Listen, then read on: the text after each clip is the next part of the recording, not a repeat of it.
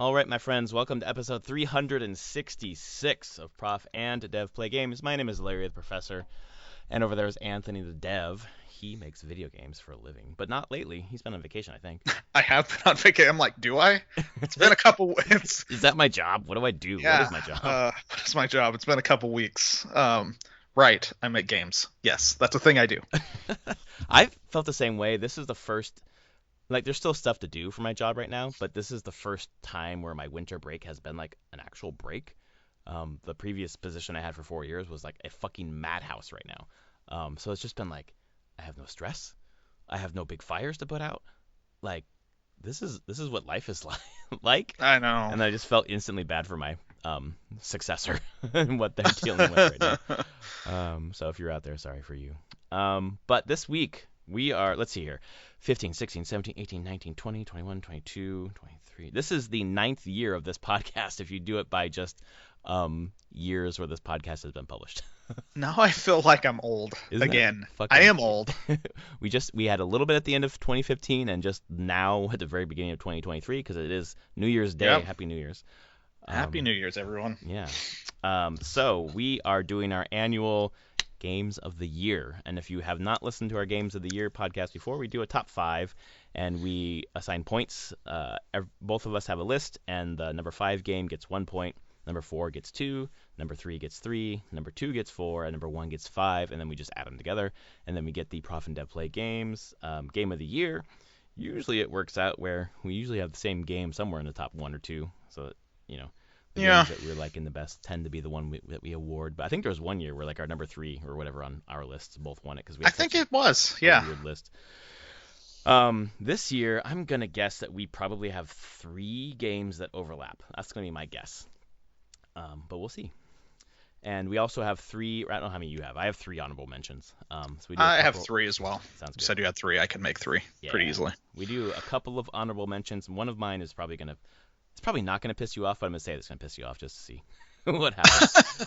But I got 3 honorable mentions, and then we'll get into our list going from number 5 all the way up to number 1. So why don't we start with honorable mentions? I'll start with mine, the one that I think will piss you off, but really won't. I put Wordle on here as an honorable mention for the year. I know that it came out, last year and kind of at the tail end of when it was picking up steam, but really it hit the zeitgeist right at the beginning of this year. And I played a shit ton of Wordle this year and just I love the simple concept and the fact that, and this is the part that's going to piss you off, that there could be something new with word games until I realized that it wasn't new. No, it wasn't new.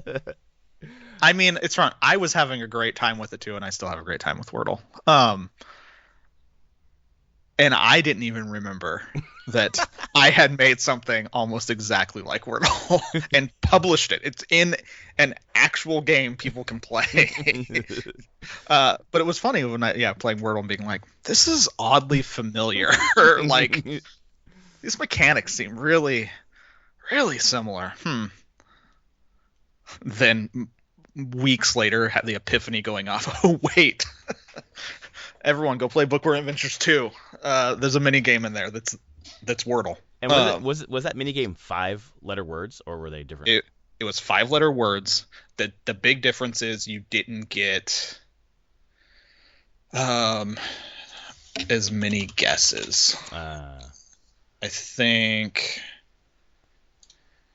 Trying to think. So yeah, Wordle you get 6 guesses. Yeah. Mm-hmm. And Wordmaster, which was a thing in Bookworm Adventures 2, you got 5 guesses, and it wasn't, and there was like a point system around it. Mm-hmm. Like you got, depending on which guess you got it on and like letters you got right on your way there, like you got points. Sure. It got rewards, and yeah. So it was a little bit, had other stuff going on a little bit, but it was a 5-letter word. You had a grid of letter tiles at the bottom. You needed to fill them in, and it colored the tiles based on silver was if they were in the word, and if they were gold, they were in the right position. Is there any chance that the developer of Wordle had played Bookworm Adventures 2? I mean, I know things can independently develop, obviously, but I keep thinking about Candy Crush. No, I have the person probably was not, as far as I know, has no background in games. at Yeah. all. Okay. So it's not like I go and like, oh, they stole this at all. I think it's a pretty. I don't think it's an uncommon idea Yeah. to think of. Like for me, when coming up with that, the original pitch was like, uh, what is that? Password matching game, color matching game. Um, it's a board game from like the 60s, 70s that Oh. Yeah. where like you make a sequence, like someone Mm-hmm. makes a sequence of colored pins, Yep. and then it's something master. That's why we called it word master. Mm-hmm. And so it's kind of, can we do that with words? Kind of, that was the whole pitch. It was Yeah. just like, can we do that as a mini game inside a much bigger game? Because these are just supposed to be quick little games, Right. that people could do while playing the other game, spelling words to fight monsters. Um, It's so interesting about like I don't know like stage audience timing. Like a game like Wordle comes out and kind of takes the world by storm for a bit. But if it had come out years ago in a different format, maybe it wouldn't have. It's all just you got the best idea, and if it's not in the right time or location, it doesn't hit the same way. exactly. And so I'm not upset at all. Yeah. And what's funny to me is the fact that that's all owned by EA now. Right. And I bet no one in EA knows that exists. They don't even know that that was a thing that They they had. probably don't. Shit. And I guarantee, well, they don't sell any of the Bookworm Adventure games and Bookworm anymore, Yeah. anywhere, because they were never updated. Basically, they needed to be continued to be updated to be out on platforms. And Yeah. guess what? Most of the people, all the people that probably knew how they functioned and what was going on at PopCap left. Yeah. Over the years, so they just kind of now just languish in the vault of EA. And so, yeah, I don't think anyone knows, honestly, that, hey, you have a game in it that has Wordle, basically, Yeah. that from 2009, I think. So, that's a thing. Wordle's great, though. It's a great concept. I approve. I made it before, so why wouldn't I approve of it now? Yeah, exactly. It's a good That's concept. the best fucking game ever made. But yeah, that's that honorable mention for me. Certainly is a video game, and certainly took up a lot of my time this year and my family's time. So that's my one honorable mention, and we'll pass on to you, and we'll go back and forth. So I had to dig a little bit here. I was like, man, stuff coming out from this year. V Rising, which was one that I played earlier in the year and got kind of a lot of steam earlier, and it was kind of like a very combat focused resource gathering base building thing, but you're a vampire. And you're I go to Steam to look it up. Yeah, it was a lot of fun. And the thing is why it's honorable mention because I didn't come back to it. Mm-hmm. I've heard that it's really good multiplayer. Like I played a fair amount of it. Oh yeah, I remember you talking about this game. And it was cool. And I've heard the multiplayer is a lot of fun. It's like a fixed map, so you can know where things are, and you progress through the tech trees and have to go in bigger battles and find specific enemies and bosses to fight to get unlocks to continue progression. It was really neat when it was out. And it was early access. I assume it's still early access. It is still yeah, it still is. But I haven't actually gone back and looked at it, and I'm like, I need to, because it was a really well done game for what it was. The combat was a lot of fun, simple WASD with mouse, clicking right and like left and right click, and then like ability keys above WASD. So it had a bit of a MOBA feel to the combat in some ways. It was pretty cool, and you had a lot of ability configuration to your build and like what skills you had, what abilities you had, and as you defeat other monsters and stuff, you unlock new skills and the whole thing. Like, it was neat. It was a really cool thing. It makes honorable mention because I hadn't really thought about it, and now it makes me go like, I should have thought about this probably. Like, Right. gone back and see what's going on with it. One of the reviews here calls it Vampire Valheim. Kind of. Oh, that's funny. It's not a wrong way to say it. a bit more structured than Valheim, though. I will say that. Mm. And then the isometric Yeah, I style. remember talking about this before. I'm like, oh, it looks like Diablo. Like this doesn't play like Diablo. Not at all. Yeah, Doesn't play Diablo at all. yeah. It looks I good. mean, yeah, Damn. yeah. Posted. This is on today. I've logged 56 hours in 7 days. Is good. I see that right there. Good job, Sir Sure. Warhorn. Good job. But I mean, I was like, yeah, it deserves an honorable mention, I think. Awesome. And I definitely want to revisit it. Well, Sometime this year. it's on the Steam sale if anyone's interested. Yeah. Down to 16 books. Cool. My second honorable mention would probably be on my top 5 if I had played more of it, but Witcher came out. And that is Marvel's Midnight Suns. Mm. It is really good. Like and I understand people's criticisms of it, especially early game, where like I think I put in about 5 hours, 6 hours, and maybe 1 hour has been combat, and the Yep. rest has been running around talking to people. And I certainly could have advanced the combat more by not talking to people as much, but I talked to everyone, exhausted every dialogue option, unlocked different stuff in the Abbey. And I just think it's a really, I mean, obviously having played so much Snap in the back half of this year, like I wanted more Marvel. So it's more Marvel with different characters that I, don't interact with as much. But I just love the character building. Like there's so much character building, and it's really, I don't know, like mass market appeal Marvel writing in that it's like Iron Man is just very witty and tries to make Hmm. everything a joke, and whatever else they'll kind of have their shtick. But I think some people got tired of that, and maybe over time I maybe would, but so far I haven't. But then the way that they do the deck building, I think is pretty smart because you're not locked into um, like you have your superheroes and then they have their abilities, but then it's kind of random which abilities show up, so it kind of makes every combat encounter different, so you're not just relying on the same sequence of cards, Yeah. because sometimes you don't have the cards that you normally use. So I really enjoyed that. That's not random, but it really it varies the combat, and then I like the fact that, and I didn't know it until I played it, that they compensate for the fact that they're superheroes that you don't fucking miss. Like Yep. you don't. There's none of that XCOM you fucking missing shit.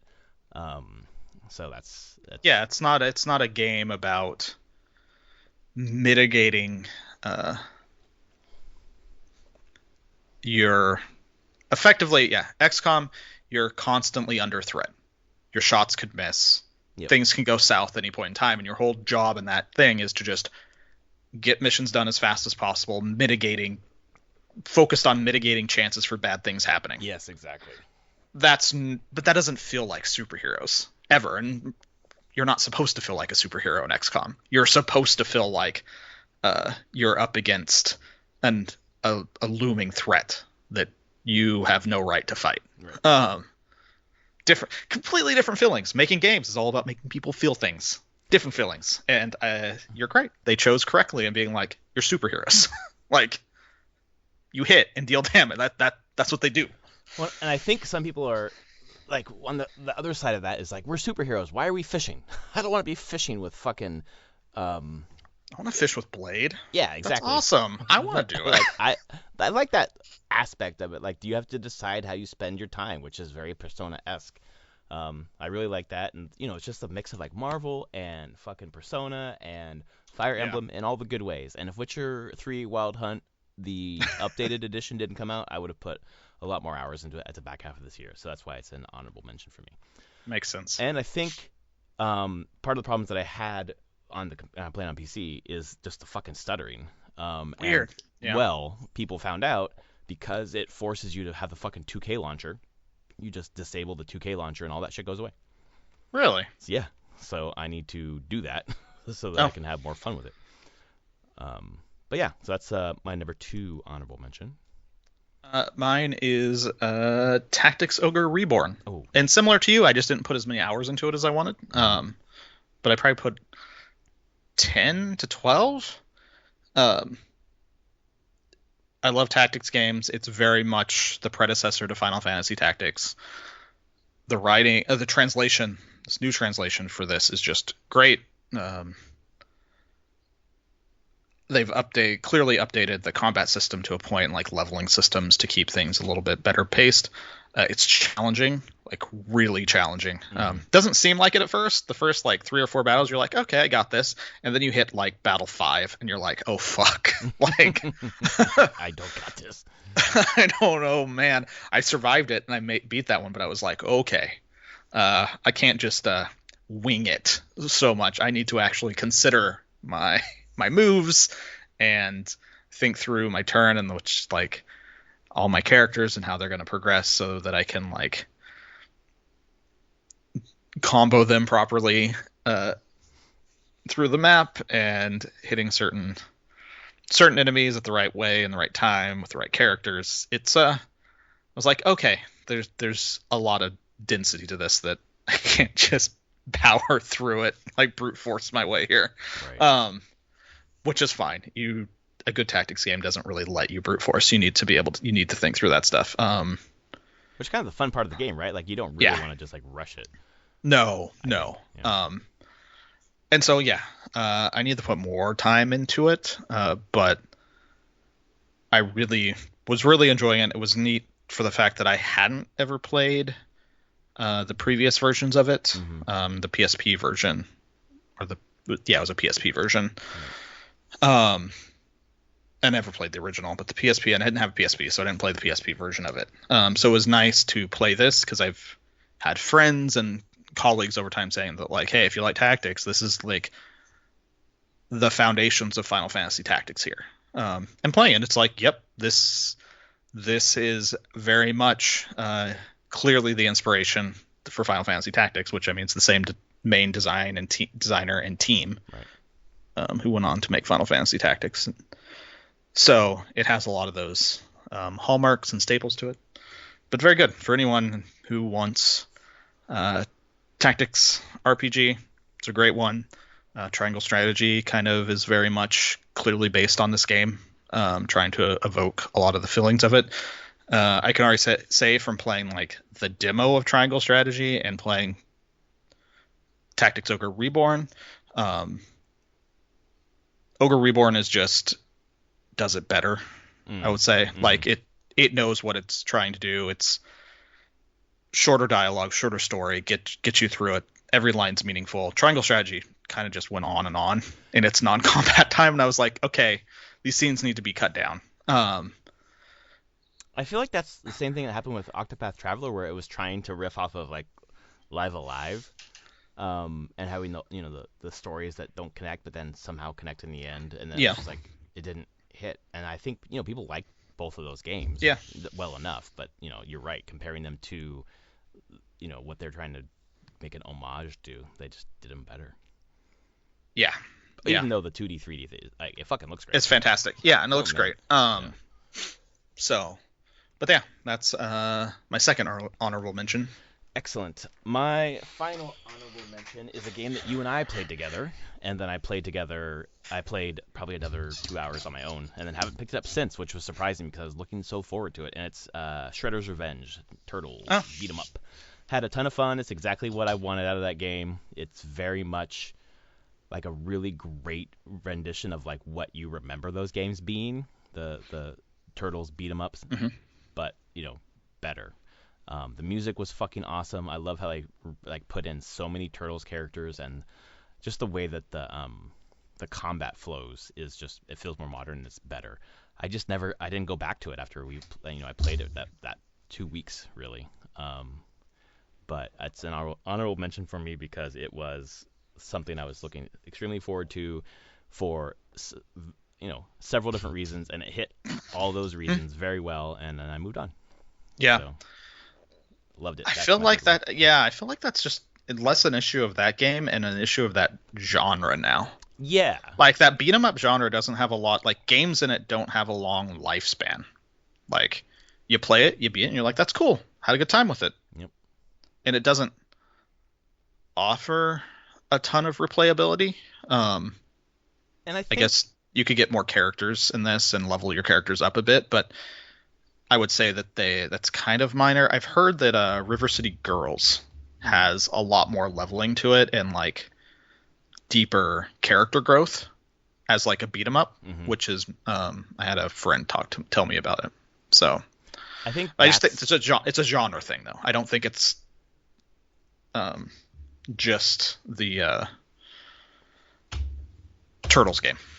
Yeah, and I think totally right. That makes sense because I think that's what would have helped me stick with it more is like more interaction with the IP.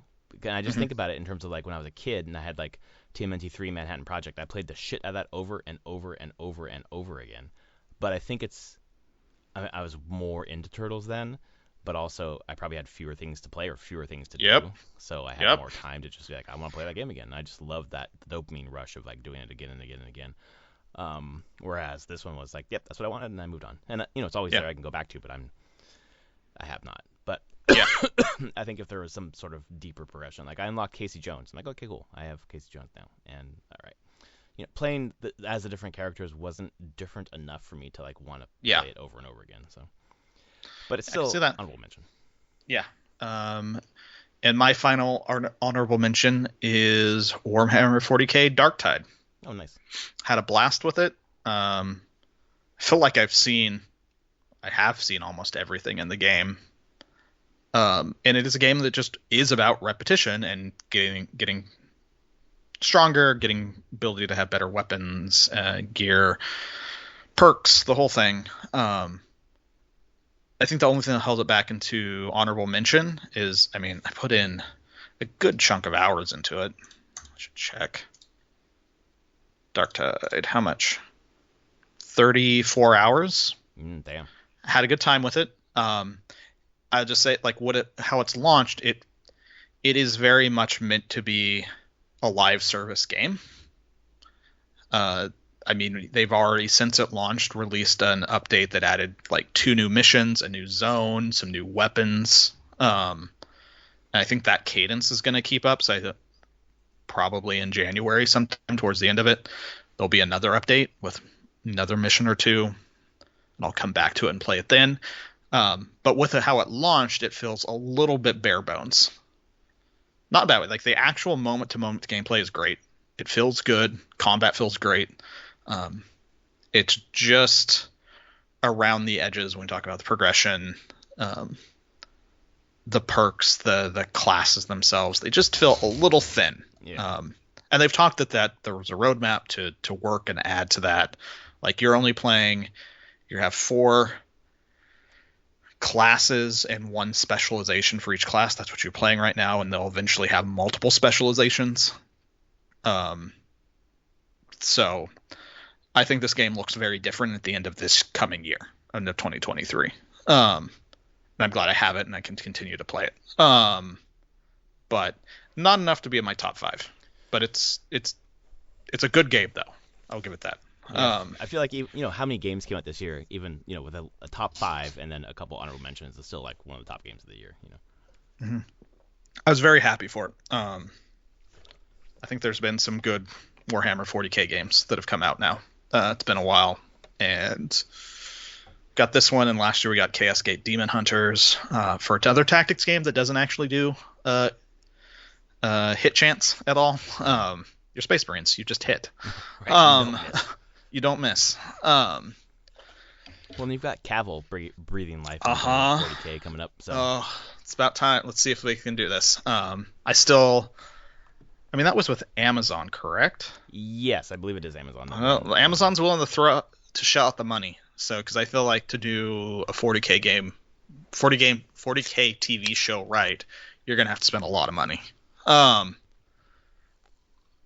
It's not, and not make it look cheap. Like, yeah, because it's a lot. It's gonna be a lot of CG, right? It's gotta be a lot. There's gonna be a lot of CG, a lot of costumes. Yep.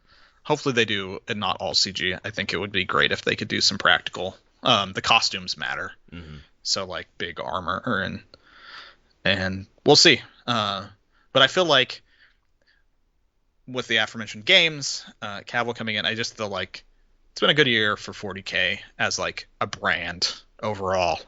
Yeah.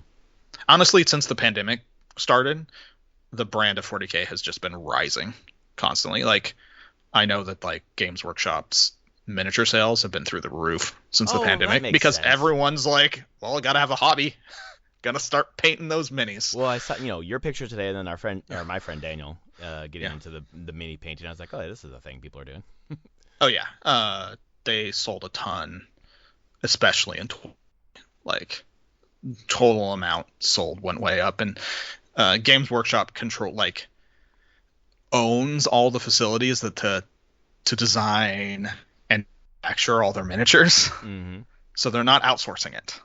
Like they just have factories all around the world. They have factories in the U.S., UK, Europe, mainland, and China. Their own factories to produce all these miniatures. So they're not really competing with other people in those factories. They just nope. Factory, yeah. Those factories make their stuff.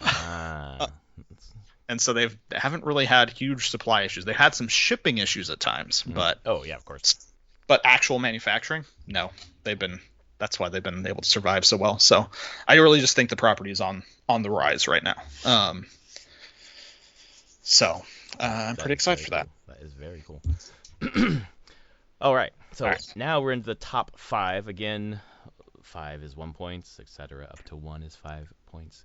I'm going to start with my number 5, and this is a game that I did not finish, and I am putting it on my list because what I've played already is fucking amazing, and I know beyond a shadow of a doubt when I put more time into this in early 2023, it's like a 15 to 20 hour game. So I will complete it in the first couple months. I will be fucking furious if I didn't put it on my list this year, so I'm going to do it.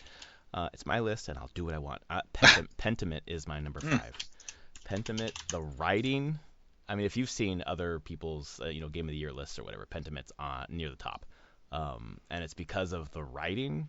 It's because of the choices. It's because of the there is some replayability in terms of like you are doing checks based upon what you've done in the game, and if you fucking fail those checks, like I seem to all the time, you're locked out of those fucking branches of the story. So you'd want to go back and do it. But I don't think I've played a game that has. I've never played a game that's focused on this part of history. But the depth of knowledge of this part of history and making it entertaining to learn about is really interesting, and it's just it's like reading a book. It is like reading a book, and it's just there's clever. I've talked about it in the podcast before, but there's clever touches where when you're doing the dialogue's coming up, it like erases the dialogue as though it's writing it in a book. The different characters, depending on what class they are, the more higher class or more valued in society, the more like calligraphy like their writing, their dialogue is, versus like the peasants is just like chicken scratch.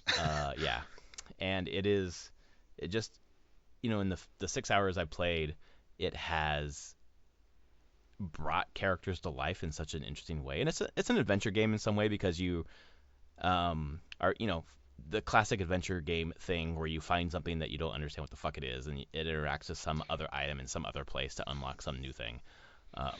But overall, the game is like all the things that I like: character building, rich story, beautiful artwork, and like a density of history, like real history, where I feel like I'm learning at the same time. It all comes together in a really satisfying way so far. I just dropped my fucking mouse. In 10 more hours of the game, it could fall to shit, but I doubt it considering how everyone else feels about it. So I'm feeling pretty confident putting it at number 5 on my list. Very cool. It's one I'd get to play, and I'm sure I will eventually play it. Have you at least watched a stream? Have you watched like sometime? No, because I don't want to really be spoiled with it. Yeah, that's probably a good idea.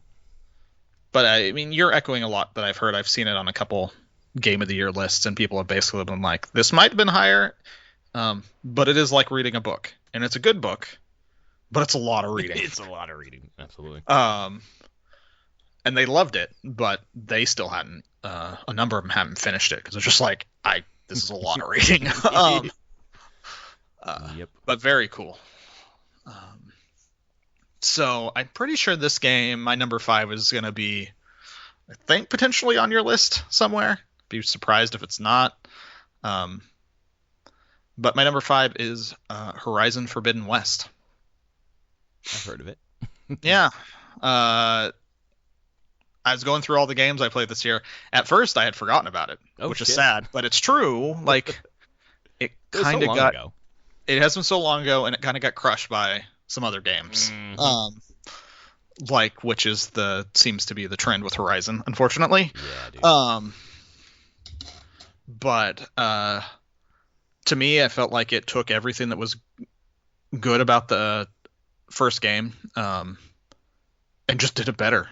Like I think everything is just better in this game as a sequel. I like the story better. I like the side characters better. I just generally thought the writing was better overall. The character models and facial animations and just general cutscenes, I still haven't seen matched anywhere else. Um, we talked about on the podcast before. Like when I say the facial animation, like it actually felt like real people. Like Yeah. eyes moved properly. Yep. Like I could see people's grimaces, their facial expressions, so that you could actually get nonverbal communication and understand emotion and subtext out of a character in a video game based on how they were looking and how they were holding their posture and just little twitches and ticks on facial, like their facial muscles. It was impressive, and it still is really impressive, and I'm sure that tech will be used in future games. Oh yeah, future Horizon game Horizon games. I mean, and other things too. I mean, Death Stranding Kojima. 2 Yeah. potentially, Mhm. like because I'm pretty sure it's still using the same engine. Yeah. Yeah. So Why would they jump? Why would they switch? yeah. But there's just a lot of moments in that game where I did I platinum it? I think I platinumed it. You did, yes. I did. Mhm. It's been so long. It was enough to get me through the platinum it, like I've done the previous game. I just liked being in that world. The combat was fun. Generally, just learning more about the world. Like that's what this game did. It really like expanded the lore and the world that this whole game series takes place in. Now it's like, okay, ready for more, ready to see where this goes. So yeah, that is my number 5. I think it does a lot of things really well, and I think in other years this would have been potentially game of the year. But Yeah. it doesn't have enough to stand above some of these other games for me Yep. overall. I will probably be talking more about that game in a little bit. My number 4 game is a game that I got into late in the year and got into it plus things around it hard, so I think that the other things around it are impacting my choice here, but it's a game that I played a lot with my daughter, and we've been playing a lot more this week, which is, why it's fresh in my mind, but our whole, I don't know, last 2 months have been taken up by Pokemon. And my game number 4 on my list is Pokemon Arceus. Nice. Pokemon Arceus has been a fucking ton of fun. I've never played a Pokemon game before, and I know that it's different than other Pokemon games, and it's just been a lot of fun. I think I know I'm a sucker for games where you're like collecting different kinds of creatures, especially with my daughter because she is so into it.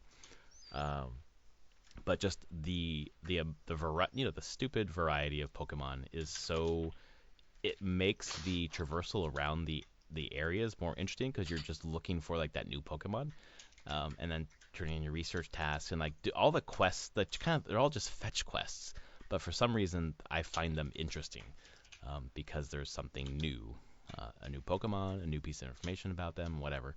And the story in this is interesting because it's a Pokemon where the Pokemon aren't really part of society like they are in like Right. other games. So people are like, "Oh, these fucking Pokemon are scary as shit." And you come from the future through a time rift, and you're like, "What? Yep. No, they're not." Like, what? We live with Pokemon. Let's go get them.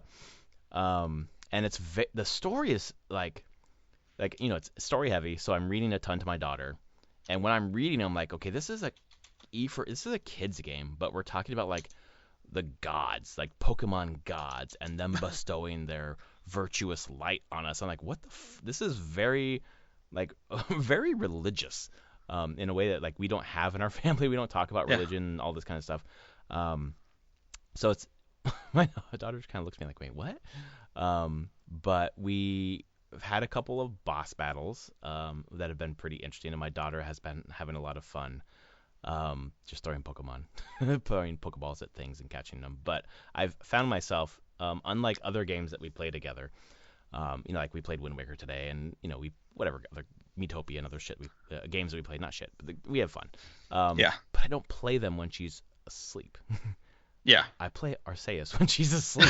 I go back like I think the deeply frustrating thing about playing video games with children when you're a gamer is, or a gamer like us, or at least me, like I want to min max what I'm doing. Like I want you to like save those resources for later because you need those, the stronger Pokeballs for stronger Pokemon instead of throwing them at the weak one or whatever it is. Yeah. Or like she will beeline for something and miss a ton of resources. Like I need those resources to build more Pokeballs. Can we just like just collect shit in the area?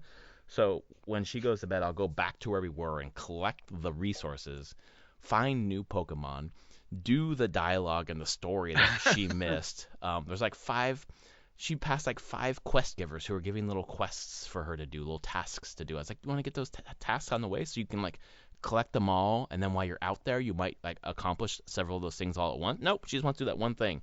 And I was like, no, I need to make this more efficient. So she'll go to bed and I'll like do that.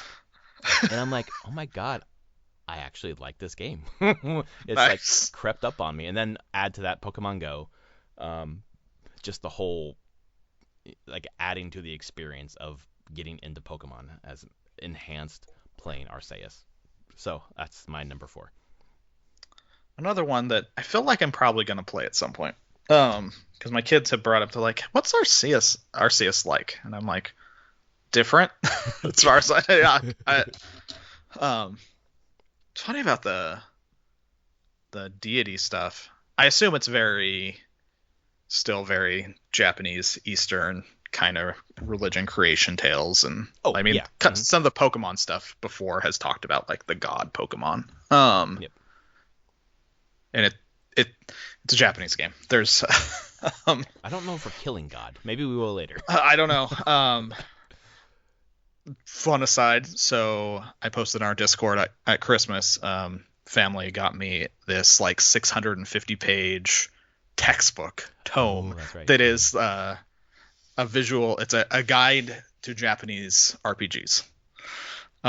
It's incredible for detailing and like talking about the tropes of the genre, but then details on like like lots of games, stuff I haven't even heard of, which is great because I'm like, let's make a list of games that I might want to play, and where this all started from. But at the beginning, they talk about like, this is what like music has typically been like in localization and like history of localizing of this stuff, of JRPGs. But they do have a thing that is attack and dethrone God. Yeah, exactly. Right. And there's like a 3-page spread talking about it and about the trope, why it's there, culturally why it's there. And it's like really gets into like Shinto and Buddhist traditions and just the religions of Japan, how this isn't really a big deal for them. Like Shinto and like traditional Japanese religion, there are thousands of gods. There's gods for everything. Yeah. Like the human world interacts with gods all the time. Like, so to them, this is a very less blasphemous thing than the Western society. Right. Like that makes sense. It's just like it's a normal thing. So it's always been they go into the history of like, it's always kind of been a sticking point, especially in the late 80s and 90s, to bring these games to the West. Right. Because you're attacking and killing God pretty much consistently. And now it just happens all the time. People just accept. They're like, yeah, that's what you're going to do. Any Final Fantasy, you're going to be killing God eventually. Like that's the point. So it's funny to see it show up in Pokemon. I doubt you're killing God though. Usually, maybe you're capturing God. That could happen. Right, like a giant God Pokeball. Yeah, I doubt it's gonna go there, but it'd be really interesting to get through this whole thing and like this builds up this like mythos about like reverence for the gods, and then it just turns on a dime and you're just fucking killing this Pokemon God, and my daughter would be like, what's happening? Yeah. Fun. I sort of hope that happens, but it won't. Yeah. But anyway, I'm enjoying it way more than I thought I would. Like if you told me at the beginning of the year Pokemon Arceus would be on my list for games of the year, I would have laughed at you. But when you have kids, things happen. Understandable. My number 4, and I went back between Horizon being in this spot or this game. Number 4 is Xenoblade Chronicles 3. Nice. Absolutely great JRPG. Paced incredibly well, especially compared to the previous ones. Throws you right into the thick of it.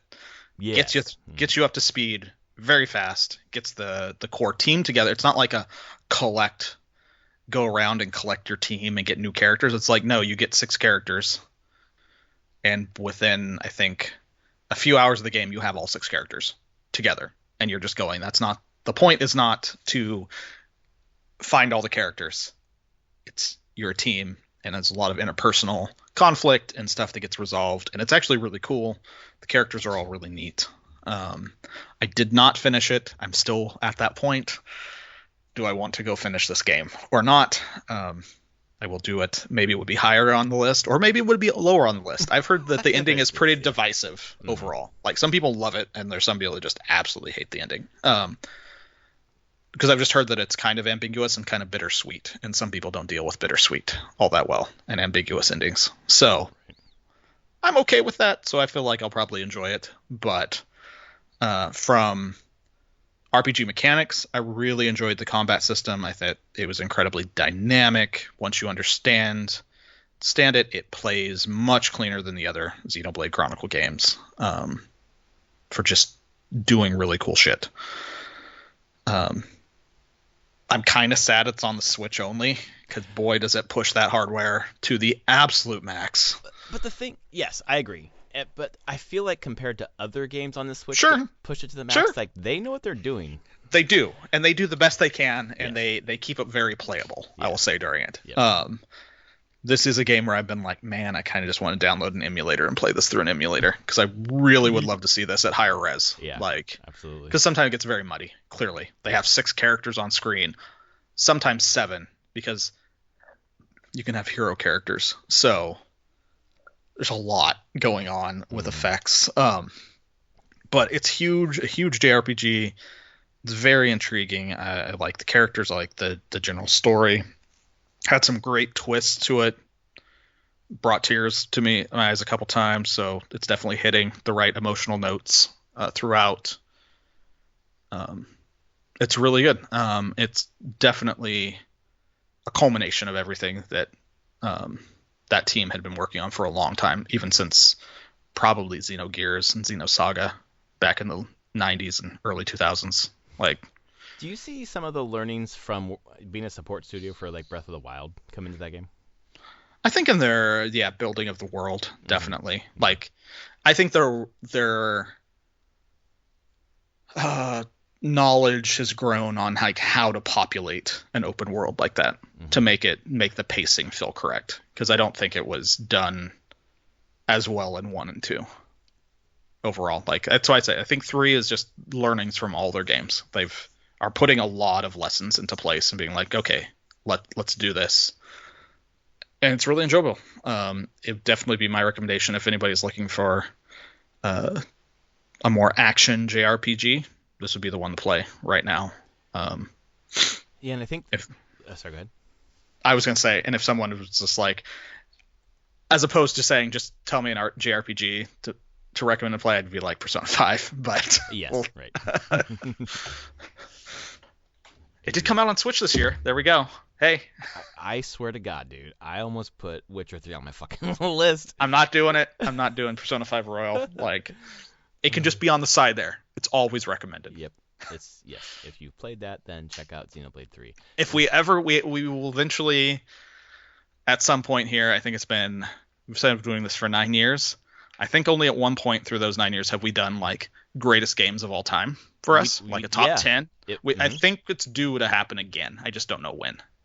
Yeah, because we did it at the end of the decade. We did a decade one, and I thought we at the towards the start of doing this, at one point we did a like top 10 favorite games of all time. We did. Yes, we definitely did. And I feel like that has changed a little bit now. It has for me. We definitely need. Has for me. Yeah, we need to update that for sure. Because I remember recently we did the games of the decade, but yeah, we have not done. Recently, 3 years ago. Oh Jesus! I mean, fucking the pandemic, man. Like when I went back and found that episode, I was like, this was right before the pandemic. Holy shit. Yep. Fucking hell. Life is really, really crazy. We had some conversation with my wife today. I was just like, wait, that was, oh my God. Like that feels like it was just yesterday, but that was 5 years ago or whatever the fuck. Yeah. So yes, but yes, we should do that soon. That would be a kind of a cool podcast to do soon. Because mine have certainly changed. Okay, so my number 3 is Horizon Forbidden West. I talked many times on this podcast about how I didn't like is strong. Horizon Zero Dawn was not my favorite game. I fell off it pretty hard, but then came back at the right at the beginning of the pandemic actually, and finished it, and it was enjoyable. I thought the story was kind of there was, obviously the facial animations and everything we've talked about, the writing a little bit, the story, the characters, everything all got fixed, just like you said. I think that Horizon Forbidden West not only is like a better game than Zero Dawn, but it's just a good game. I think the story is compelling. I couldn't stop playing it. I think the combat is like, it's way better. It's way, it just felt more fluid. I really liked the location a lot better. The characters, like building, almost like the Mass Effect 2 thing where you're building your crew, or just Mass Effect in general, building your crew, having your base, interacting with your characters. Like I love that shit. So I feel like I'm out there on my own, but then I'm not, because I come back and I got my team. And I thought it just from beginning to end was awesome. The thing that I wish I would have done is you were able to fly more in the game, not just sequestering it to the end. But overall, everything was better. The facial animations, like you said, the mocap, the writing, the characters, the world, the systems in the game, everything about it was just was amazing. And then I'm so happy that I finished it before I started Elden Ring, because I wouldn't have come back to it. So I did not do, because of Horizon Zero Dawn, I put it down to play Breath of the Wild, and I was like, this is the best game ever made. Didn't come back to Zero Dawn for a long time. So I did not want to do that to Forbidden West. And I'm glad I didn't. And I really, really, really enjoyed it for all the things you said. And then just the time I was in my career, just, short 10 months ago, where I was finishing that position that was just very hard. And it was nice to just turn everything off and play that game for 2 hours a night, every night for like a month and a half. And there were days where I would play, at lunch. And I couldn't stop thinking about it until I was done, and then I stopped thinking about it, which is really weird. And I guess maybe it's so far away, or because Elden Ring came out. And I could not stop thinking about that game. But I assume we're going to talk about that in a little bit. Yes, we will. I'm sure. So that's my number 3, Horizon. Nice. Forbidden West. Very cool. And I'm excited for the DLC, by the way. I want to jump on that when it comes out. Yeah, I will. 100%. Right there. Guerrilla has made a franchise that I will come back to. Yeah. When they make a new game in it, I will play it. Like, Forbidden West solidified that for sure. Yep. Of just being like, yep, I like what you're doing here. I like the world you've created, I like the characters. As long as you continue to refine and improve, I'm happy. And I think we talked about it before, but I would like to see them branch out like Uncharted did, where they did Lost Legacy, where having other characters take the lead. Aloy's fine. I think Sony will want them to, because Sony will. Let's say that it sounds like this is a trilogy, Aloy's story. Mm-hmm. They finish that. I don't think Sony wants this franchise to go away. No. Again, it's become kind of a pillar, one of their pillar franchises at this point. Which, good job, Guerrilla. That's a huge win for them. So we'll see. And I think you're right. I think diverging, choosing new characters, different places in the world, could be really exciting. Yep. So, yeah, I'm looking forward to seeing the next stuff. When is that expansion? I thought it was April, but Jesus, don't be in the spring. Come on, well, guys. it's for sure in the spring. I just don't know. Ah, If damn it's it. March, There's April. too much. Let me grab my keyboard. It's sometime in the beginning part of the year. I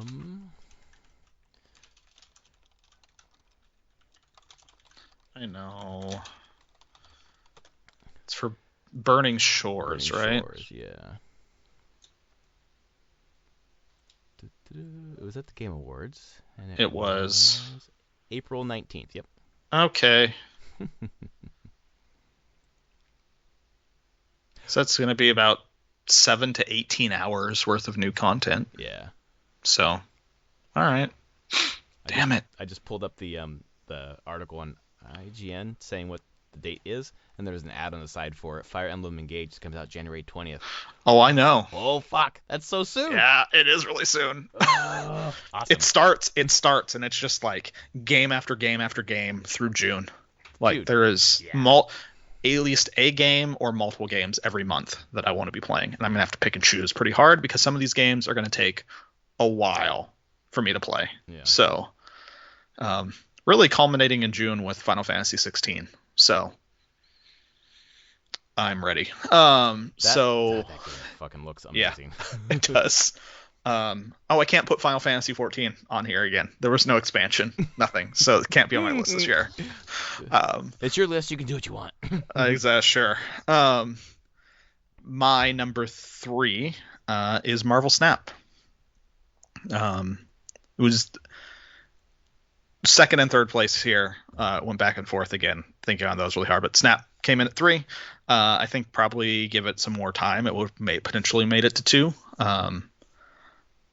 I mean, I've played a bunch on my phone. I played a bunch on Steam. I think I have on Steam, using the Steam client, I have clocked almost 50 hours playing Just on there. Steam. Wow. Just on Steam, and probably an equal amount on my phone. Mm-hmm. I play a lot of Snap. Mm-hmm.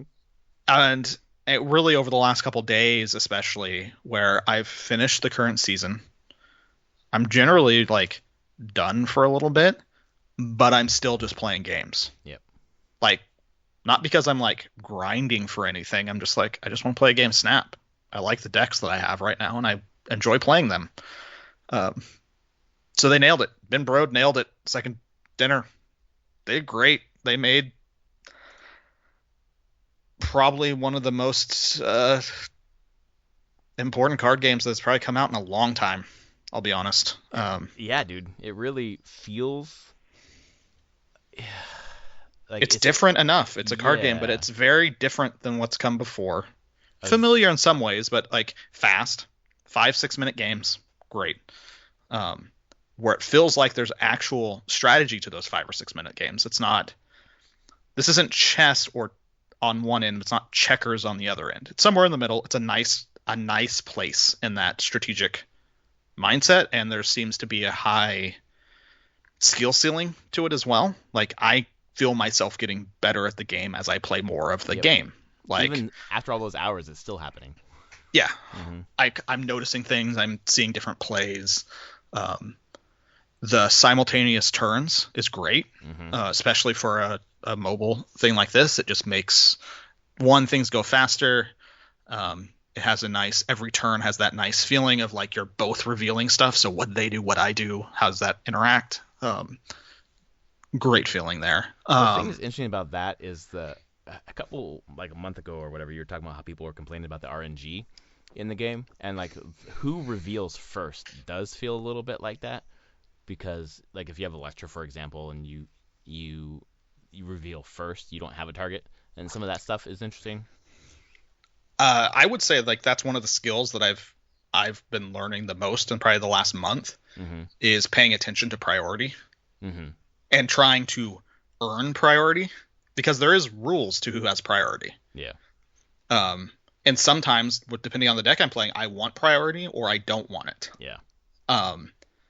And so there's a whole nother little like game going on in your mind of being like, well, I don't want to play too much down because I actually don't want to win this location right now. Like, I want to Yes, be behind so absolutely. that they get priority. Yep. Like, and that is a nice strategy element. I think it feels RNG to a point until you understand. And when you, and I don't think a player early in the game, when I say early, like 20 hours into the game, needs to truly know about that. Yeah. Like, that's an advanced concept when you're starting to get deeper into like pool 3 and getting a lot of cards that really start mattering to do that a lot.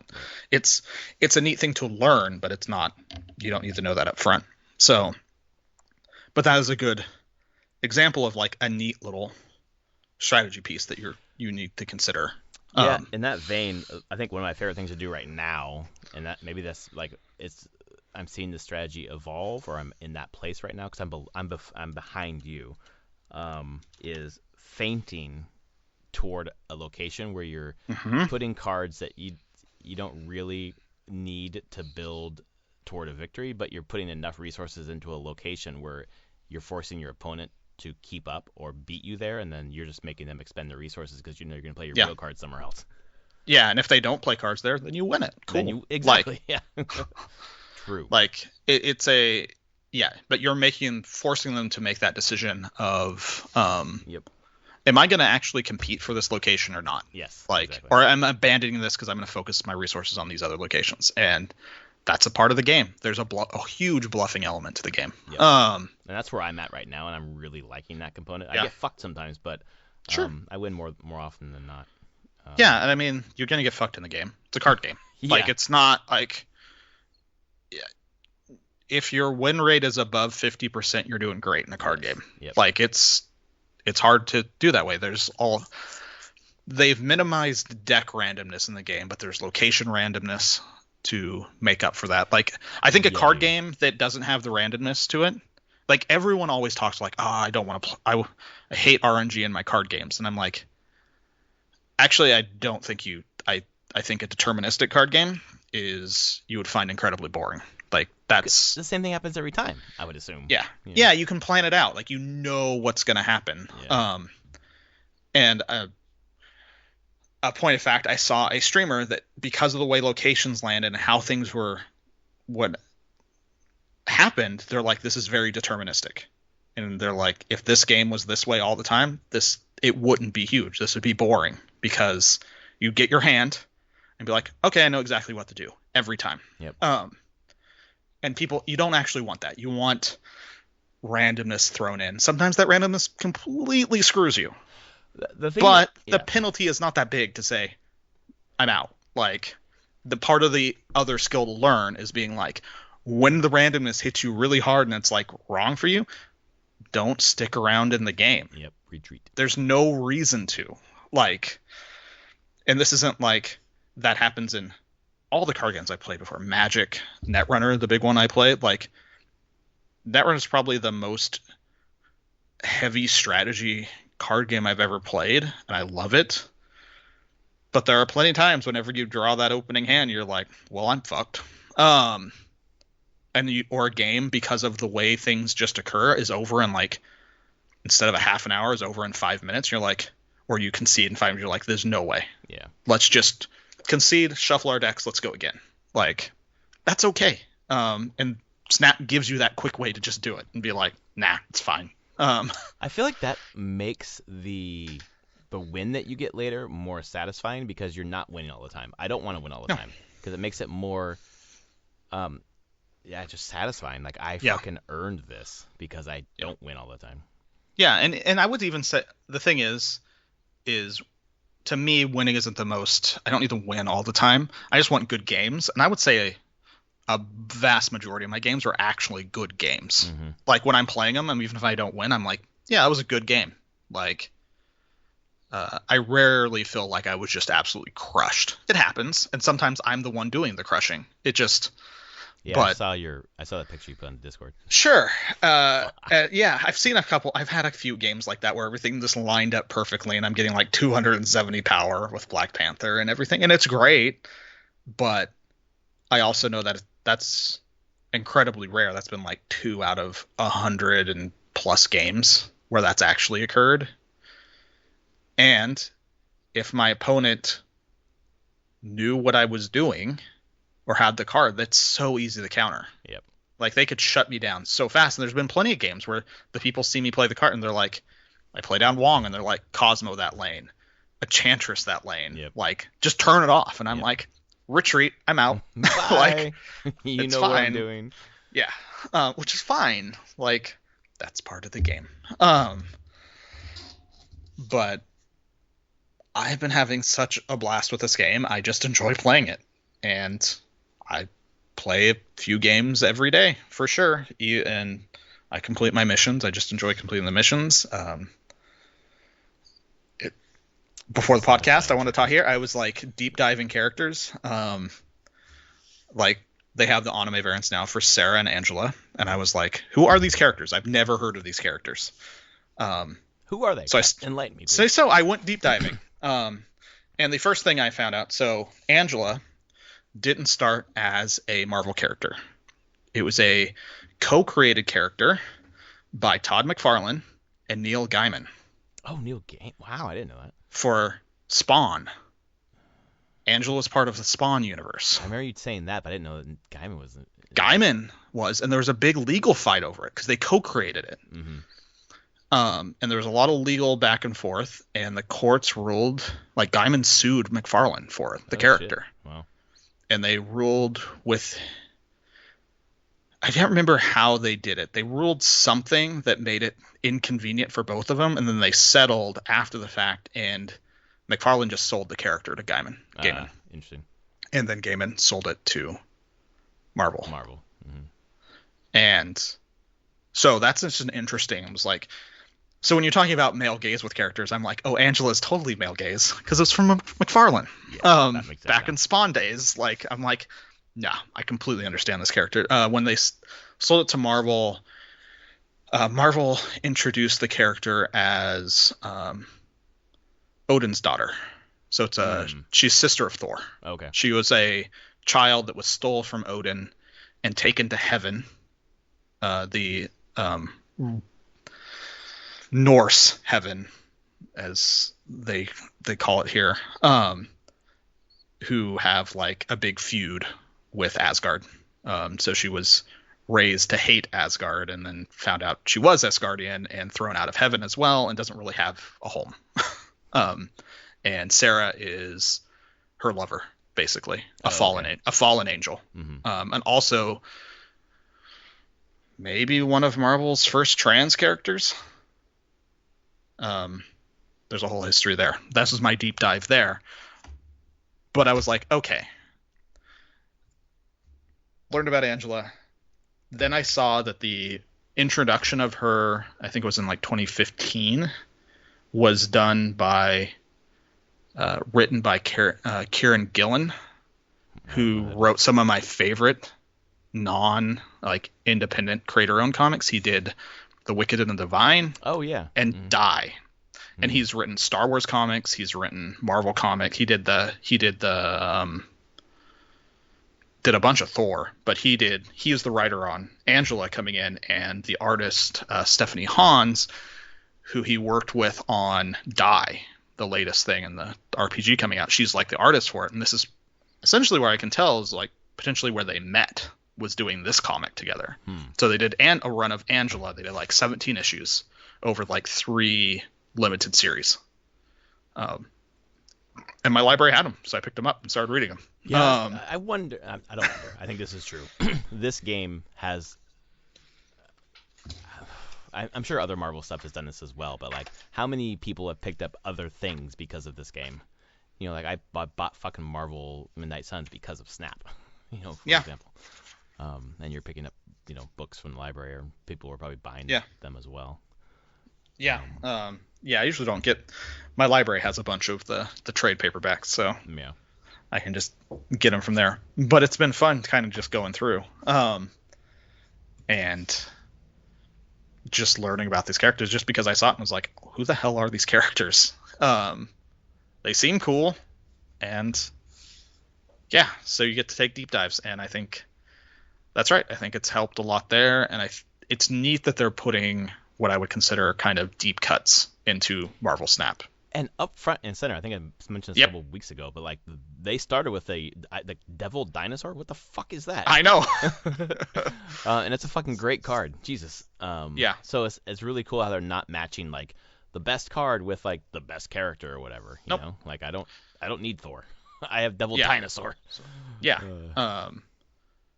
They've done pretty great there, I think, with the card abilities and the different characters. Sad to see that Cyclops kind of still sucks, but he kind of sucks as a character anyway. He so sucks maybe as that a character. He does. So I'm okay with that. Like it's a 3/4, no it's not that ability. Good. Like I don't use it. Although it's good in a Patriot deck. See, that's the thing. Yes. So much of these cards do, like there are a few that you play that are just like, these are just good cards, but so much of the cards actually in this game, and why it feels good, is there's a lot of context to the card. Of being like, what else are you playing? Because a lot of these cards, you're like, that's not a great card. But if you have this card, it's a great card. Well, and the thing that's nice about that synergy, and even the abilities that the cards have, is that not only is it contextual based on the other cards you have, but it also kind of ties to the lore. Yep. Which in some ways is, I mean, it's really cool how they really put a lot of care into this. It's almost like, this is a weird juxtaposition considering I haven't fucking seen it, but what I've seen of the Mario movie so far, except for Chris Pratt, everything else is just like the people who are making this understand Mario and understand what is good about it, and they know that the music in the movie trailers so far is all Mario shit. They've got Mario Kart in there. They're probably gonna have some fucking Mario Paint reference at some point. And it's nice to see people in charge of an IP, or iteration of an IP, treating it so lovingly, and it also juxtaposes with The Witcher, which I do like the series, but they've, moved away from the source material, famously. So it's, it's same thing with Game of Thrones. Fuck. Sure. And so it's, it goes the other way too, where it's even more enjoyable because it could go the other way and be pretty bad.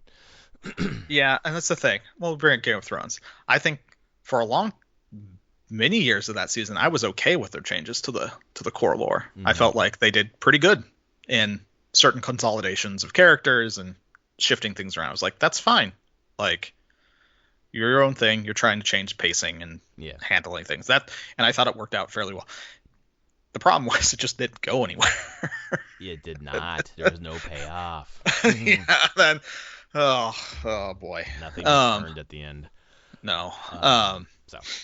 But so yeah, my number 3, Marvel Snap.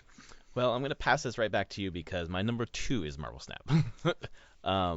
For everything we've just been talking about, but it is so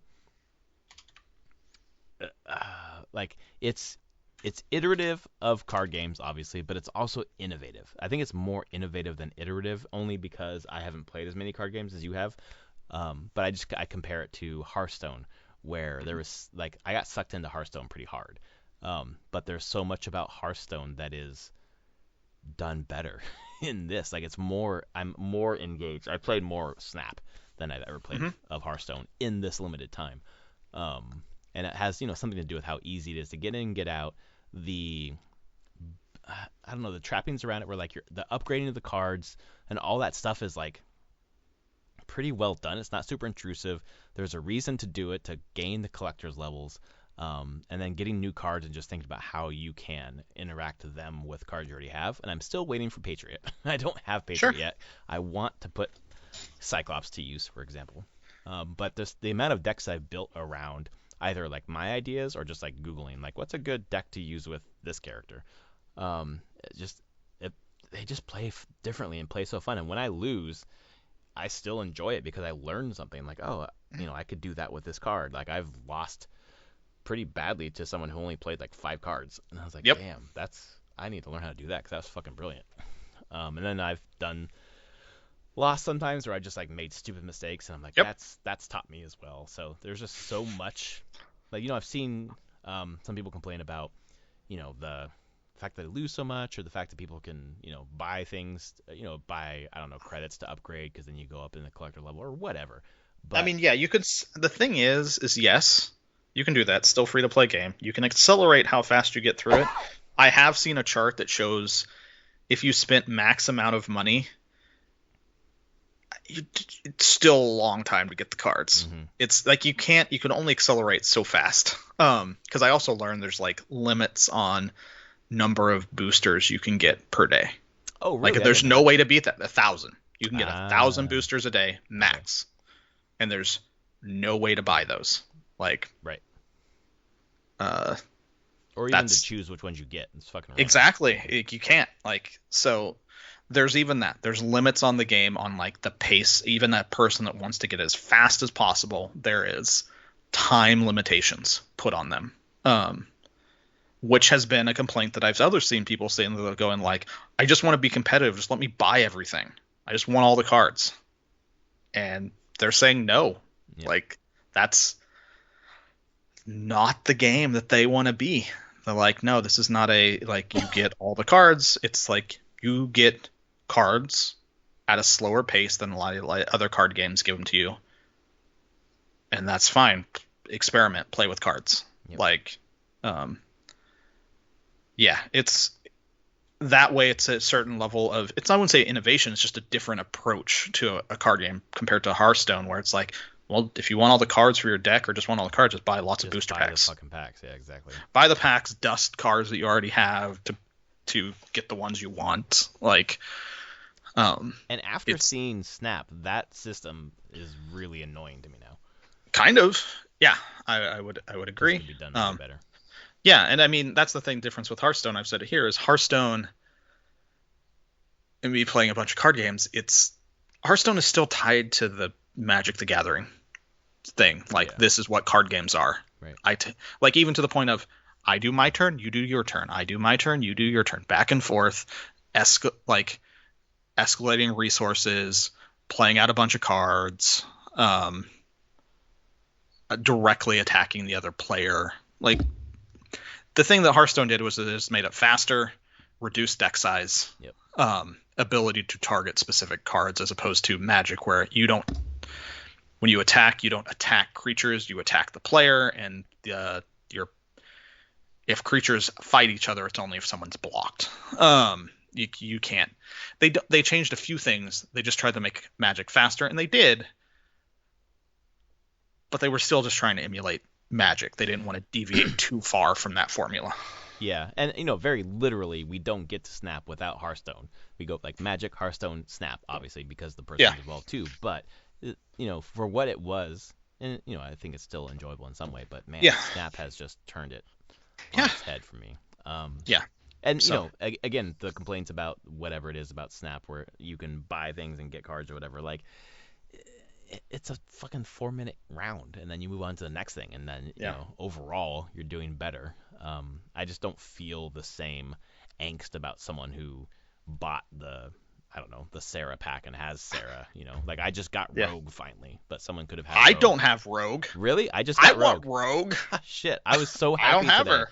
I've been it popped up. I was so happy. by Rogue. Yeah, dude. That's why I wanted Rogue, and I got her today. I was like, I'm gonna build a Rogue deck. Yes, finally. Fuck. Steal their ongoing effects. Yeah, dude. Oh my god. Because I was playing. No, they stole my Wong. That's what they did when I was playing. I was like, you fucking asshole. Like, if I can't get a Wong, I want to steal Wong because I don't have Wong. But it's interesting. I'm at 750 or whatever, and you're way past 1,000, I assume. 1393. And you don't have. Are you still pool 3? Yeah, I mean, you'll be in pool 3. I think it said like, you'll get pool 3 cards. Usually, it takes to around 3,000 to get everything. 3,000? Yeah. Wow. Is there a pool 4?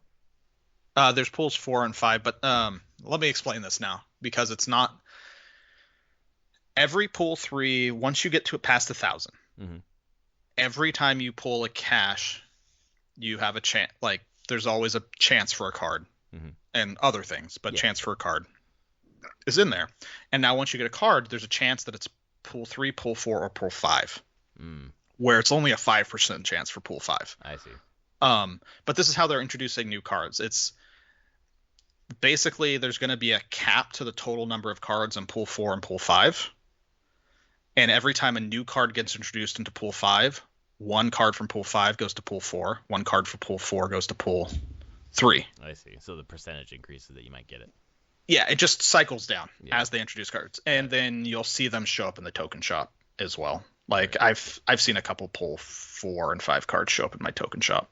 I haven't bought them because there are a lot of tokens, and I'd much rather just finish my pool 3 cards first. Yeah. Like right now, actually in my token shop right now, I have She-Hulk, which is a pool 4 card. Okay. And it costs 3,000 collector's tokens. Yeah. And I'm just like, it's fine. And everything I've heard is just like, don't save your tokens for that. Just buy the pool 3 cards you want. Like, you don't need pool 4 and 5 cards to have competitive decks. Yeah. Like, No, definitely not. they're good. Like, if you've ever gone up to it, Galactus is a pool 5 card. I saw Galactus once. Galactus just is a very unique card. Mhm. It's super weird. You play it, and it destroys the other locations. Yeah. So then what? But you have to build a deck very specifically around it, Mhm. and it's very easy to counter sometimes if you know it. Like, when it started hitting, people had it. I played a number of games against it, and you just know when it's good. You're like, oh, this is a Galactus deck. Yeah. And okay, well, let me not play all my cards down. Like, let them Galactus, and now just drop my huge things onto the last location that remains, and see if they can who can outpower each other. The thing that's so interesting about that is that the way that you build your energy, like you have 6 at the end, so you Yep. can play 1 6 card, or you can play 3 2s or whatever. Like you don't Yep. get to like save up. Nope. Which is why Sunspot's so interesting. Like the only maybe Yeah. there's other cards that allow you to, but that's the one that allows you to like use excess energy in any way. She-Hulk wasn't an excess energy thing. Works great with Sunspot though. She-Hulk's is 6 cost, 10 power, costs 1 less for each unspent energy last turn. Oh, that's almost So like you can do it. You can. It's almost infinite. yeah, that's what I was about to But say. not It's exactly. almost Infinite's like yeah. just don't play a card. Just don't play a card, yeah. This one is a variable thing, so you could be like, well, on turn 3, I'm not going to play a card, so it drops She-Hulk down to 3 the next turn. That's cool. So you have some variety, and She-Hulk is played in a bunch of decks I've seen, but also not unbeatable. It's like I've beat many a She-Hulk deck with just knowing, going like, okay, I see what they're doing. They're either infiniting or She-Hulking. Okay, just be prepared. Yeah, the Infinite is so interesting. Because I have an Infinite deck that I play quite a bit, and it's just like it's so fucking obvious when I don't play anything on turn 5, unless I have Sunspot out, then it's like maybe he just wants to bulk Sunspot. Otherwise, he has an Infinite coming out in fucking turn 6. Yep. So, Yep. Which is fine. Yeah, you can, and that's the thing. That's where the skill ceiling is you learn patterns Yep. to play and how people are playing cards, and you can kind of get an idea of what the final turns are going to be like or what you expect them to play. But yeah, that's where I like a lot of the strategy of the game. So, as a player who's played a lot of, I don't feel bad that like I bought season passes, and that's probably what I'll continue to do. Oh, yeah. And I feel very just fine on the competitive level playing the game with the cards I have and season pass cards, and then earning some collector's tokens and buying some precise cards when they show up in the shop that I might want. I don't even know what I'm looking for right now because I have decks that I like, so I will figure out something else I might want to play in the future and be like, all right, I need this card. All right, let's just wait for it to show up in my shop, and I will pin it and buy it when I get a chance. Yeah. If I don't earn it anyway, from my cash. 2 because I got 3,000 collector's tokens like everyone does, and I've spent 2,000 on 2 different cards. I can't remember which ones I bought, and then I'm just saving and collecting more. I just haven't seen anything that I wanted to buy, because I'm gonna get some of them eventually. But yeah, I don't know. If a Patriot shows up, I might buy. Patriot, it's decent. It opens up an entire new deck type. Exactly. Sarah is actually really good. Like that's the main deck that I've been playing now. I mean, I have my on reveal Black Panther deck, and then I have a Sarah control deck, which is just about. It feels weird. Don't pretty much play anything most of the game. Play Sarah turn 5, and then just fuck up their game on turn 6 because you play Enchantress and Shang-Chi or Cosmo on the last turn and just shut everything off for them and win. They think I think that's almost like like the best, where like they going into turn 6 I'm like, I'm fucking winning this game, and then like you just fucking wreck them, like, no, you're not. Yeah, they're like, no, I just was wanting to see what you're doing because I have all the counters in my hand for everything you're gonna do, and Sarah making everything one cheaper allows you to play a lot of counters Yeah. on turn 6. So fun decks. God, Snap is a good game. Well, we've talked more about Snap this podcast than any other game so far. Yeah, it's true. But that was my number 2, which is on to your number. So my number 2 is Vampire Survivors. Nice. Released in January, $3, and I've put almost 86 hours into it. There's no other game that has that insane value. No, and I think games, I guess, but it's $5 right now. It's back on up sale. to it's on sale, so it's probably $3 again. It is. And they have $3.99. Yeah. And they had a $2 DLC. Right. Or $3 DLC. Yeah, which I picked up and I put in another 5 or 6 hours and finished that DLC. And 100%ed it, and I am back up to 159 of 159 achievements in that game. The thing was when I first played it, it was fun. It was always fun to do another run, but to see it develop over the year and become, I would say, even more of a game, like the developers have taken it in intriguing ways of how new levels work, how you get new characters, relics that you get to unlock new game modes, weird story things, special levels that you get access to based on like things that you've done. Like there's a depth to it that I wasn't expecting going into it, but it still comes back to the core. I'll just do another run. At most it's 30 minutes, and it's actually just feels like really fun to play all the time. Like getting new power-ups, powering up, learning to be more optimal, and how you're powering up your abilities. You get more ways to shape your runs and like get the abilities and upgrades that you want. So yeah, it's like the whole package going on there, and it's shocking how simple it is in the end. Yeah. And there's been a number of games that have come out this year trying to copy it, because it is simple to copy, like the core mechanic, but none of them have been as successful as the core, this base game, Vampire Survivors.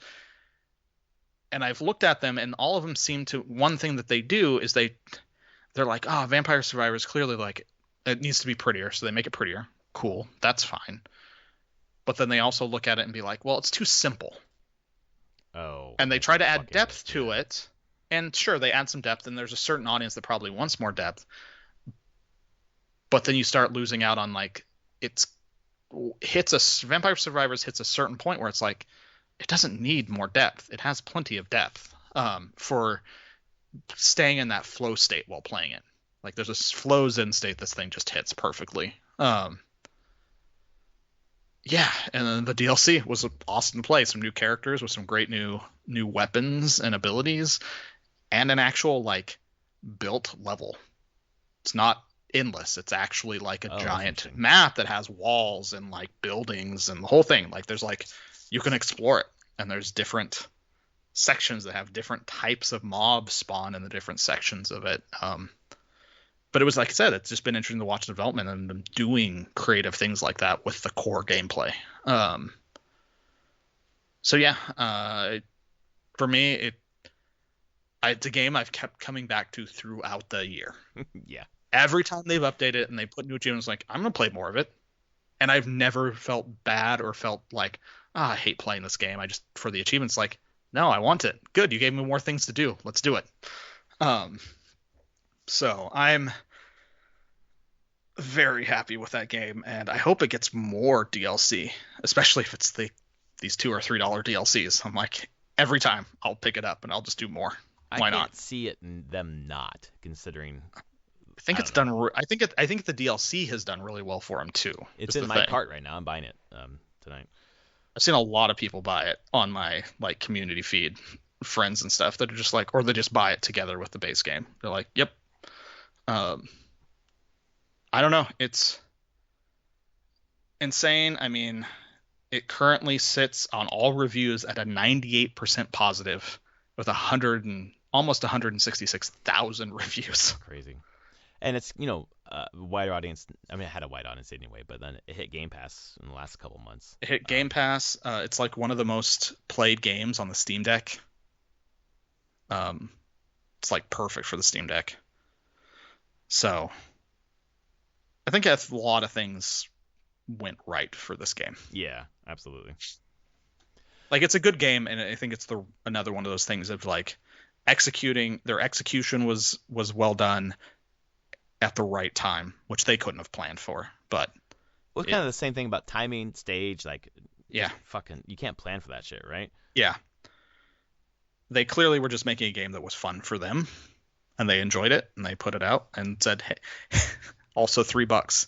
It's really easy if you make a game that's decent and you say just $3. Like, people will take that chance pretty easily. Absolutely. So yeah, that's my number 2. Played a lot of this game. I'm very fond of this game. I want to put more time into that game. I feel like this is a game that a long time ago, pre-2010, PopCap would have looked at and been like, oh yeah, we want to do this. And I think this would have been a game that PopCap would have looked at to see, how do we PopCapify this? Yeah. How do we make a PopCap version of this? Which wouldn't have been adding more depth to it. I was going to say that's what some of these other people are doing. It would be the opposite of that. If anything, it would remove some of the complications. But it totally fits. I'm just like, yeah, I look at this game and they nailed it, and they did a great job using it. Just this simple to play, kind of hard to master in certain ways. Like, it takes time to master and learn. Man. Yep. Reverse bullet hell. Who knew? Well, you've inspired me to play more of that game. Should. So I think we should talk about our number 1 because it's the same. Yeah. So you did something real fucking crazy. It's Elden Ring. It totally is. I cannot believe a FromSoft game is the number 1 game for me this year. I really wouldn't. I'm shocked because at the end of last year, or 2021, I was like, I know this game's coming out. George R. R. Martin's involved. That's why I'm interested, but I don't play these games well. I'm not really good at them. I tried Bloodborne quite a bit and was like, that's not for me. But all the reviews got me to take a look, and Travis getting it, and I think you had gotten it before I did. Yeah. Fuck the same reason that I loved Breath of the Wild is why I love Elden Ring. Just I don't know what's around the corner, but something's going to be there, and it's just the satisfaction from exploring in that game is unrivaled, except for Breath of the Wild for me, and that's why I love it so much. And I agree. I think that's the key reason it comes back, and I'm like, feels like forever ago when I was playing it, but and dreaming about it, and just not putting me in a great place. I mean, that was just me playing way too much of it and obsessing over it. Like, but you can. That's the thing. There's so much in the game to explore and find, like, in the actual game world to explore, and the characters to explore, like your builds and your weapons and how you want to play the game. And the thing is, that's like, to me, I'm like, this is game of the year for sure, is that I can pretty much go talk to anyone who's playing Elden Ring, and so many people have. We all have different experiences. It's not the same. And from a fundamental level of, like, we may have done the same content, but we approached it in such different ways, in different order. And the game doesn't punish you for that. Yeah. It encourages you to just explore and do the game how you want it. So talking to people about playing this game is really fun to hear other people's stories in this game and how they approach it.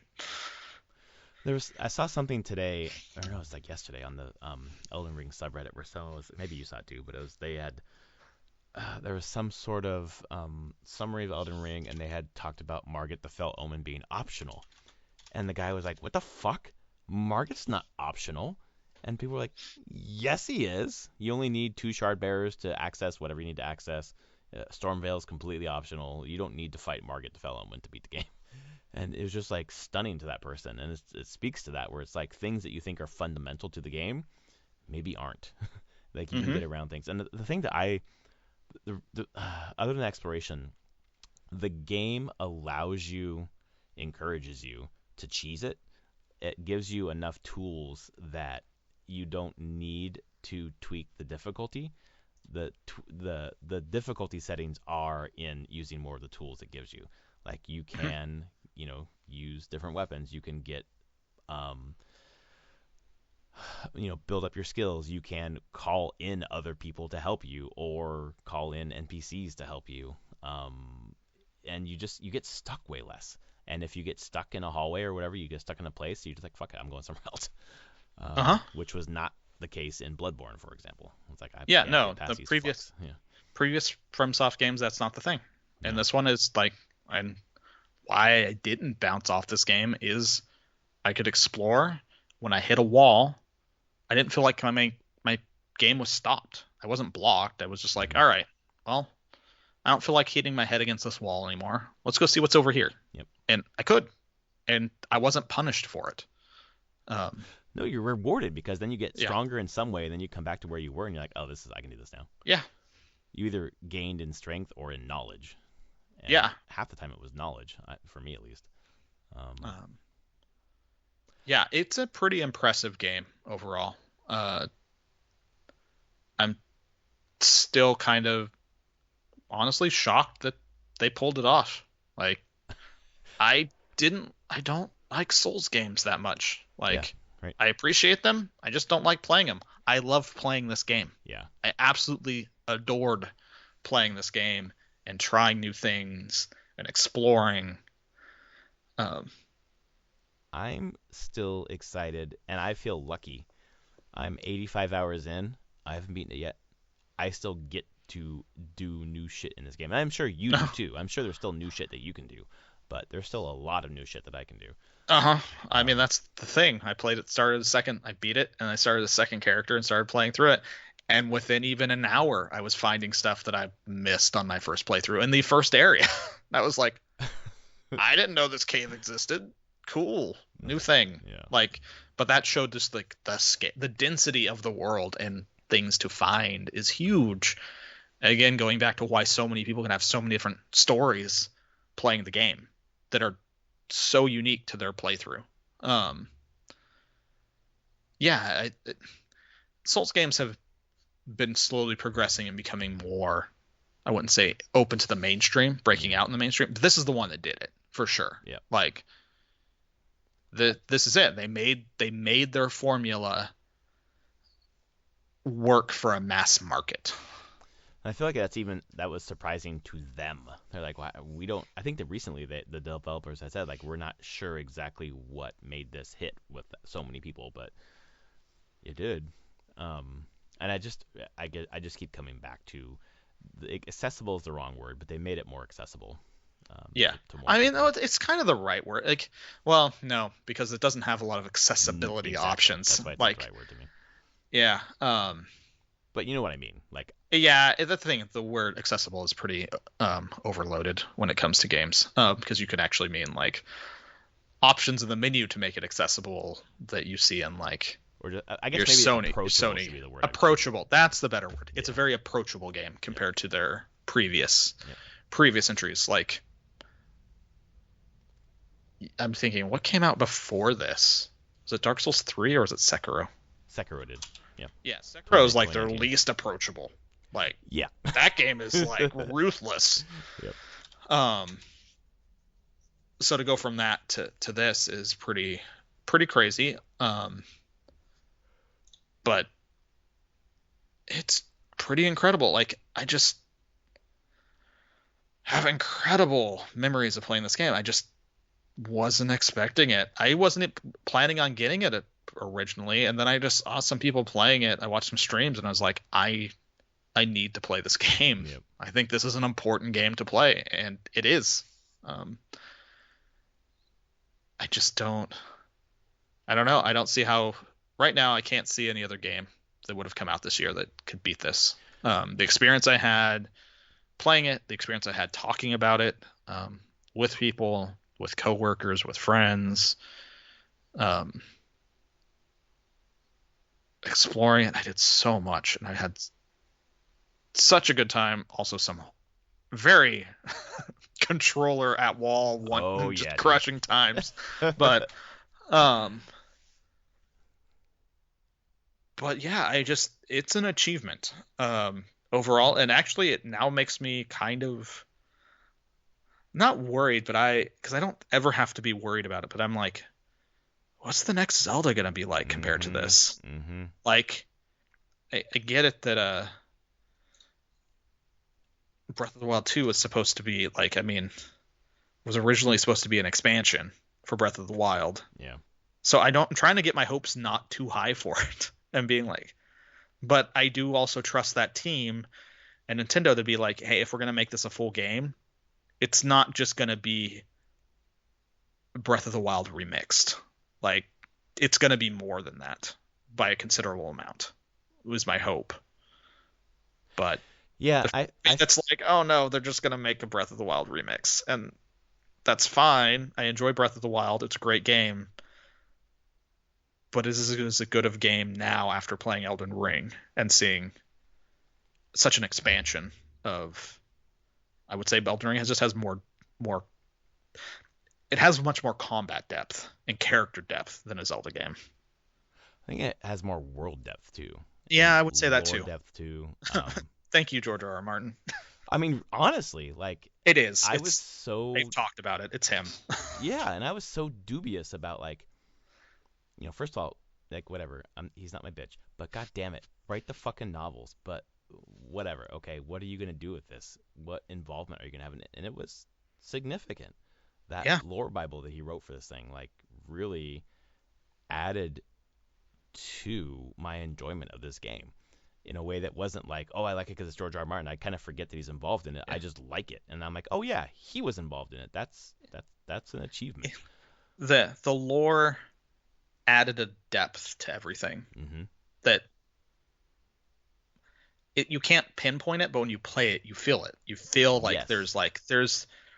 there is thought and depth behind the world you're exploring and why it is the way it is and why these characters are the way they are and who they are and how they're connected that isn't explicit when you're playing it, but it makes everything feel full.